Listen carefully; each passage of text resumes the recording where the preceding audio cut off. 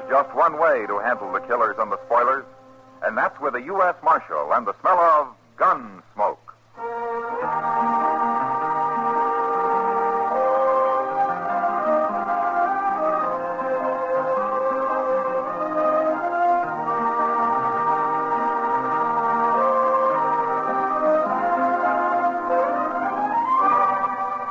Gunsmoke, starring William Conrad, the transcribed story of the violence that moved west with young America, and the story of a man who moved with it. I'm that man, Matt Dillon, United States Marshal. The first man they look for and the last they want to meet. It's a chancy job, and it makes a man watchful and a little lonely.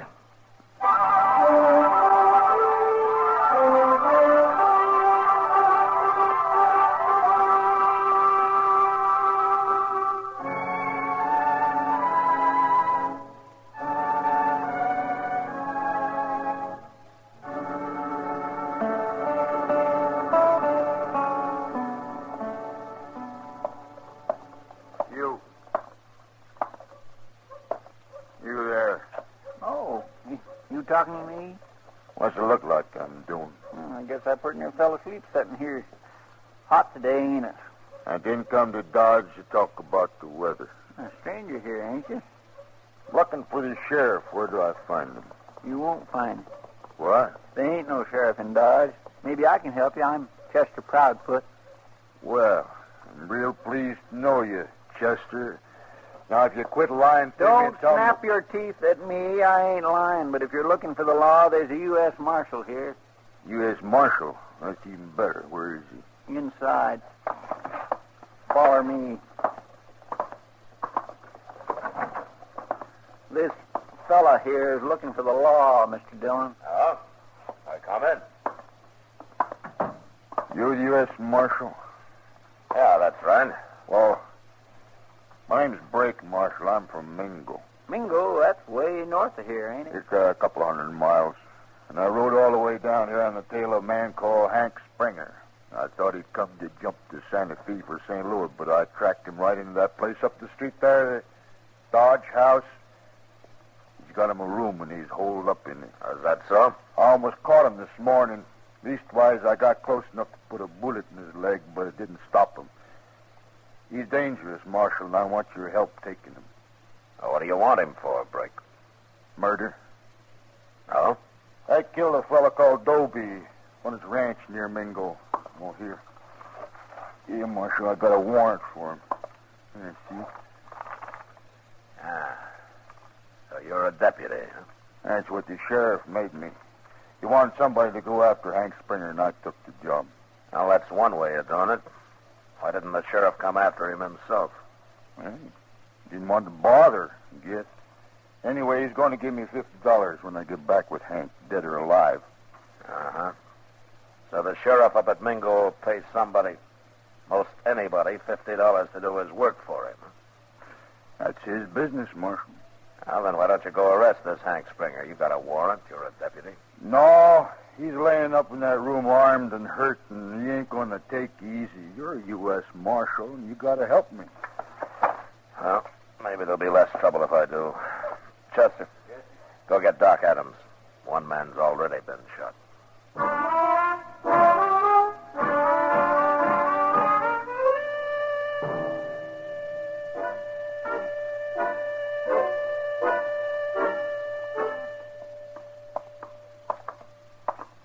What room's he in, Brake? Second door down there. 14. Yeah. Doc, I'm here, Matt. you better stay where you are. We won't need you till the shooting's over. I'll wait. You stay back, too, huh, Chester? Yes, sir.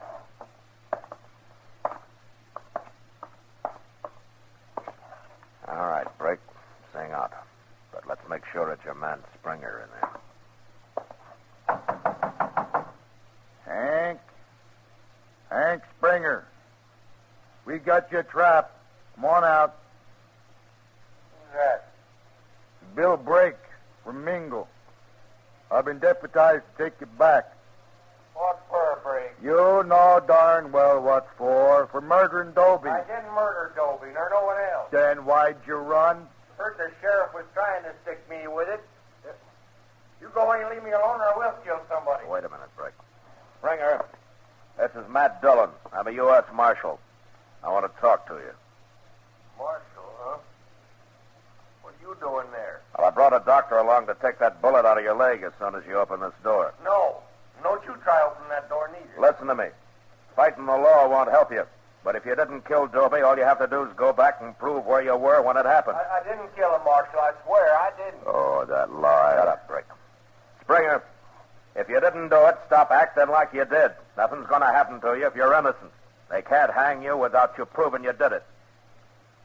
Well, maybe you're right, Marshal. Of course I'm right. One thing, though, I won't go back in no handcuffs. What? I won't go back in handcuffs. There's a warrant out for you. You're going back under arrest. Not in handcuffs, not like no chained-up dog. It's the one thing I couldn't stand. I'll die fighting first. Brick, you can take this man back without handcuffing him, can't you? Well, sure. Sure. Springer, Brick says he won't handcuff you. Let's hear him say it. Well, all right, tell him, Brick. I won't handcuff you, Hank. That's a promise. That's a promise. You swear? I gave you my word.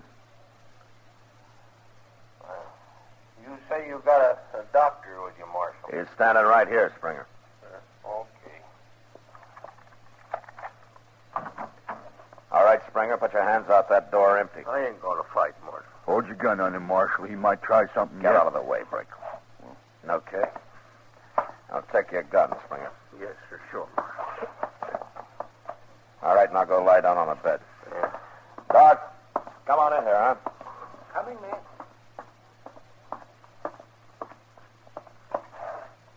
Now, then, you take those pants off, young fella. Let me have a look at that leg. Here's his gun, Brick. Sure.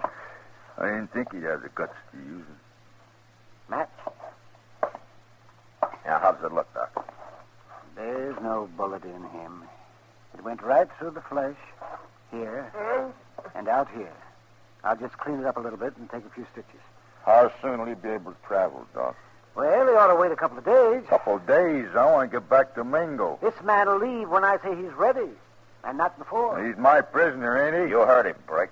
And another thing, you made a promise you wouldn't put handcuffs on him. See that you keep it. Why, sure, Marshal. Of course I will. Now, Chester, Yes, sir. I'll be over at the OK stable for a couple of hours. I told Kitty I'd look at a horse she's thinking about buying. Okay, sir. You better keep an eye on things here for a while, huh? You know where to find me if there's any trouble.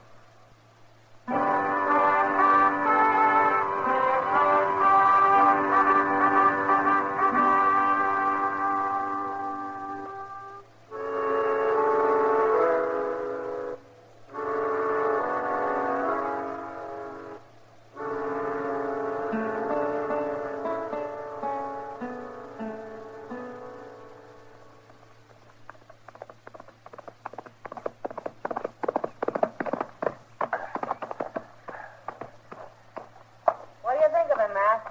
He's a good horse, Kitty. You've been on him an hour. Is that all you got to say? Should I buy him or not?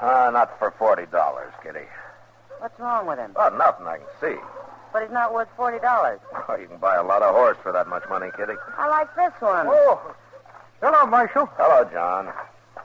Look, Kitty, you don't get time to ride very often. Why don't you rent a horse when you want one, huh? Because I want to own a horse. What's the point of working if you can't own something now and then? Okay, Kitty. All right, now start at 25 and don't give him $1 more than 30. You mean I got to get into one of those horse trading affairs? Where you spend a whole day sitting on your heels and scratching at the dirt with a straw? Trying to think of a million ways to avoid coming right out with what you're really there for? No, thanks. I can make $10 faster than that. All right, Kitty. I'll try to make the deal for you. Oh, wait a minute. After all, I'm a woman. Maybe I can get him a little confused. Huh? You know? I'll bet I can buy that horse for $20. Hey, Chester, how do you like my new horse? Fine, Miss Kitty, fine, but I don't have time to look at him now. Oh, what's the matter, Chester? Well, it's Hank Springer, Mr. Dillon. What happened, you see, I went downstairs to cool myself off with a couple of beers, and when I got back to his room, he was gone. Gone. Yes, sir. Doc had already left, and I was only away for about an hour. I had a feeling something was going to happen. Well, where's Brake? Wasn't he watching him? Well, that's the bad part of it. Brake's there, all right, but he's dead. What? I took a good look at him, Mr. Dillon. There's no bullet hole in him, but his neck's all swole. Well, Hank Springer choked him to death with his bare hands, that's what. Oh, no wonder he wanted Brake to promise not to handcuff him. And another thing, Mr. Dillon, when I asked the clerk, he remembered seeing Hank run out and grab a horse from the hitching rail. Well, he's got a good start on us. See you when we get back, Kitty.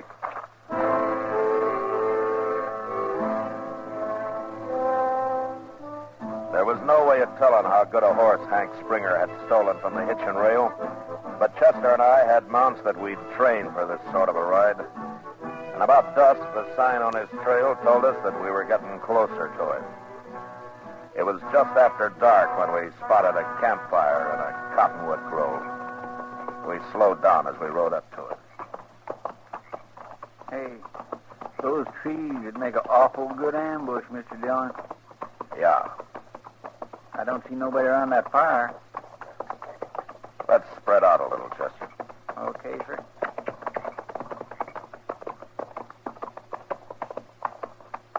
All right, that's far enough. Start shooting, Chester. He can't get both of us.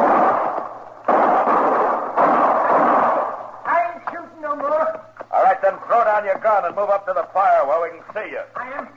I'm doing it. I got my hands up. Right in, Chester, but keep separated. There he is. I can see him. Don't shoot me. I didn't know who it was. Why, that ain't Hank Springer, Mr. Dillon. No.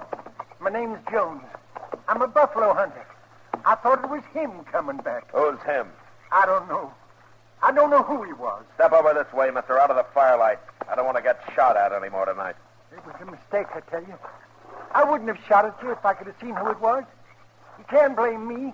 Not with a man like that running loose. Look, mister, I'm on the trail of a murderer. A man named Hank Springer. He's a young fella, and he's got a bad leg. That's him. That's him. He's a murderer, sure enough. He killed my partner not over an hour ago. What? My partner's lying in them bushes over there. I wrapped him up in his saddle blanket so I could bury him tomorrow. Well, how'd it happen? Well, sir, we was cooking something to eat, and that fella rode up and wanted to trade horses. My partner said no. But Springer got down and said he'd take the horse anyway. And my partner tried to stop him. And, well, he got shot that way, and now he's dead. Oh. Springer rode north, didn't he? Yes, sir. And I tell you something else. The horse he took ain't going to carry him far. That horse got his lungs frosted last winter. Well, that'll help. There's a cabin 5 miles straight ahead, the way he was going. You can't get no further than that. All them people got there is a balky old mule. Good. I'm sorry about your partner, mister, but we'll try to catch Springer before he kills anybody else. Come on, Chester.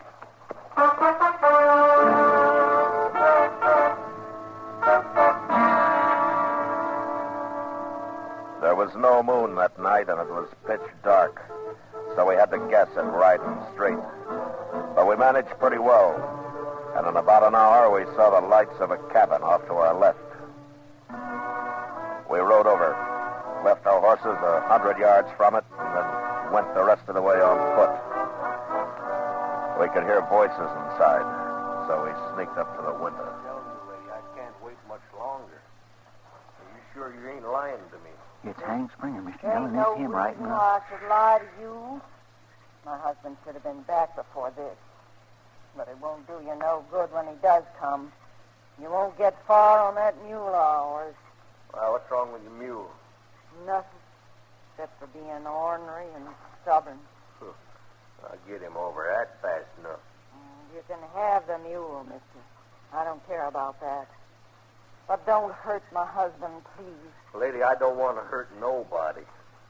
Unless they get in my way like some has done lately. You're an outlaw, ain't you? Never you mind. Look, when your husband walks in here, just don't you give me away. All I ask is you don't shoot him. Chester. I won't shoot him Come if on he here. starts it. But I ain't going to get shot neither. We better do something quick before her husband gets back, Mr. Dillon. Look, I got an idea, Chester. If that woman's at all smart, it might work. What? You get out there in front of the cabin, but far enough away so nobody can see you. And then you yell for her. Yell for her? Pretend you're her husband. Tell her to come out and give you a hand with a mule. Yeah, but what'll I call her? I don't know her name. Call her wife or woman, anything like that. It doesn't matter. She'll know it isn't her husband. Where'll you be at? Flat against the wall by the front door. He won't trust her to come out alone. And when he comes out, I'll take him. All right, get going. Okay.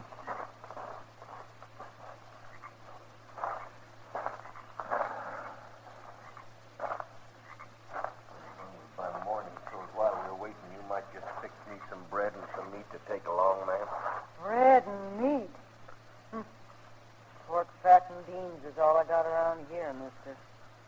Well, I could eat some of that. Hey, wife, It, come on out here and give me a hand. who is that? Woman, get on out here if there's this mule won't take another step. That's your husband. No. Don't try to fool me. Open that door. No, wait a minute. Put the light out first. All right, now open it, or else you'll think something's wrong. What is taking you so long? I gotta sit out here all night. Answer him. I'm coming, Jack. Now go on.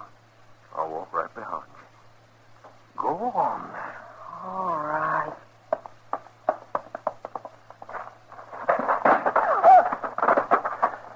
All right, come on in, Chester. Who are you? Where'd you come from? I'm Marshal Dillon from Dodge, man. You got nothing to worry about. Hank Springer's killed his last man. Who's this? I knew it wasn't Jack. Oh, it worked fine, didn't it, Mr. Dillon? He walked into it like a lamb to slaughter. Good evening, ma'am. Hello. Get his gun, Chester. Yes, sir. Tell me, ma'am, is your husband really coming back tonight? Yes, he is, Marshal. Well, we'll spend the night here if you'll let us. But I'd like to borrow that mule in the morning. Hank Springer wanted to ride him up to Mingo. And I'm going to see that he does.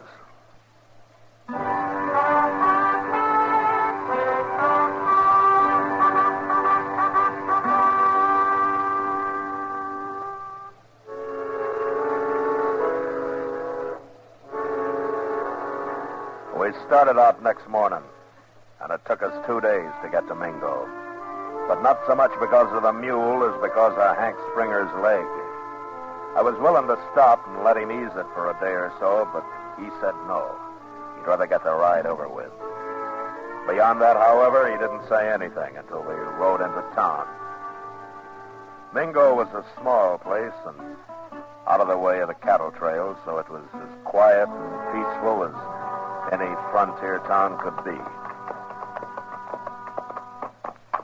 There's the sheriff's office across the street. Okay. Well, no use to stop there, though. Why not? Sheriff don't use it much. Most of the time he's gambling over at the Golden Girl. That's it. The Golden Girl down the street there, see? Well, I'm not turning any prisoner over to a sheriff at a gambling table. You ride on ahead, Chester, and tell him to come outside. All right, sir, I'll do it. Springer? Well, there's still time to tell me. There's something I'm sure curious about. You can ask me, Marshal. Why in the world did you head back up here? I'm Jim Powell. Who's Jim Powell? I figured it out, Marshal. It was him that killed Dobie. Oh. Well, you can tell him that in court, I guess. Now, here we are. Let's get on. All right. Oh. Marshal. Yeah. You still think I'm lying, don't you? Well, I don't know, Springer. But it doesn't matter much what I think, does it? Oh, I guess not.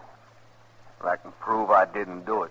Then why did you run in the first place? Well, I knew he was after me. I got scared. Shouldn't have, but I did. And there's a sheriff. Marshal Dillon, I'm Sheriff Bradley. Hello? The man here told me all about what happened.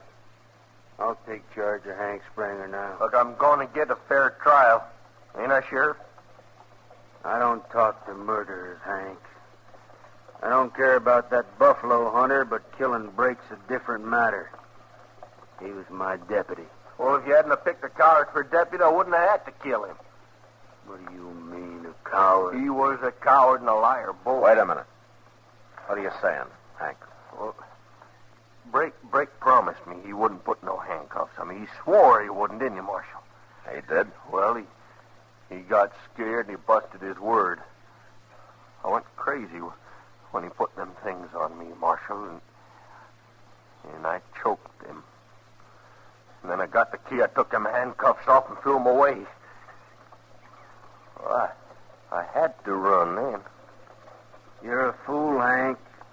If you'd have come back peaceful with Brake, you'd be a free man right now. You mean you found out it was Jim Powell that killed Dobie? Of course I did. Jim Powell got real drunk the other day and started bragging. Me and a couple other fellas got him in jail, and he confessed as soon as he sobered up. I knew you didn't do it, Hank. I knew it all along. Well, then why was you saying I did? Why'd you come looking for me? Well, you just had to stick it onto somebody, didn't you? I should have figured that, knowing you. you're gonna hang now anyway. What difference does it make? Well, you'll be glad to see me hang, won't you, Sheriff? I never did like you, Hank. That's why I picked you in the first place. Hank, What, Marshal? I've changed my mind About what? about turning you over to this rotten, worthless sheriff. You can't talk like that. Shut up! Hank hasn't committed any crime around here, so I'm taking him back to Dodge for trial. He's my prisoner, Marshal. You can't cheat me out of him. I got a right to him. You got nothing. And sheriff or no sheriff, I'll bend a six gun across your head if I hear any more out of you. Well? All right, let's go, Hank. All right, thank you, Marshal. I'd like that just fine. But first, Marshal, I want to go over to jail there. I want to tell Jim Powell I don't bear him no grudge for letting him chase me before he talked. Because he might feel bad about it, especially the trouble I'm in now. Well, that's decent of you, Hank. Well, it's your jail, Sheriff, so take him. We'll wait outside. Come on. Bet you sure ain't losing credit for bringing me to trial, don't you, Sheriff? That's enough, Hank. Stop needling him. Oh, he did hate you, Hank. Yeah, and I always Stop it, I noticed. said. All right, Marshal, I will. All right, take him in, Sheriff, but don't be long. We got to get started for Dodge. Come on, Hank. You walk in front of me.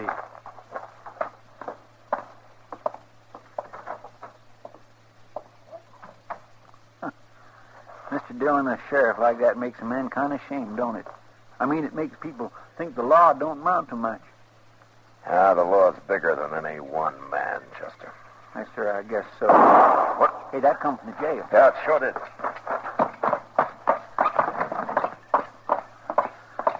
Hank, Mr. Dillon, you've been shot. All right, put the gun up, Sheriff. He started to run. Run where? Into a cell? No. He jumped me first. I had to shoot him.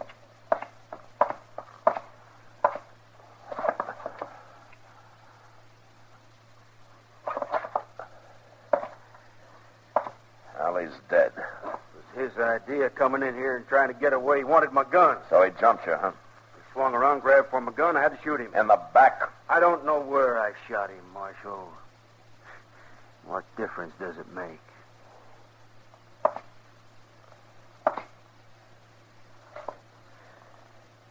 Hand me your gun, Sheriff. What? Your gun. Give it to me.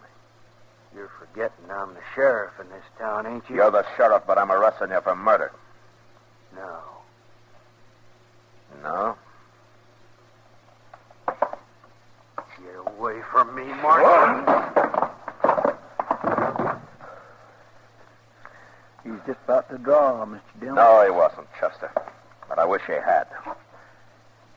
I'd rather have ridden back to Dodge without him. He's going to make mighty poor company.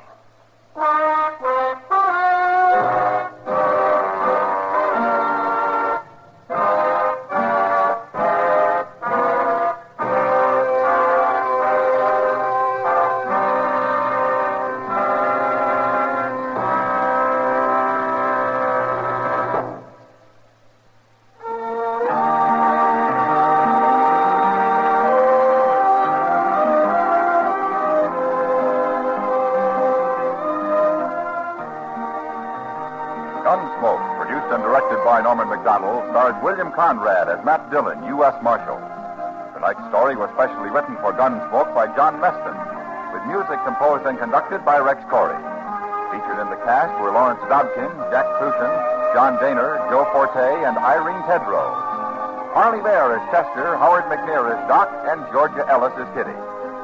Join us again next week as Matt Dillon, U.S. Marshal, fights to bring law and order out of the wild violence of the West in Gunsmoke.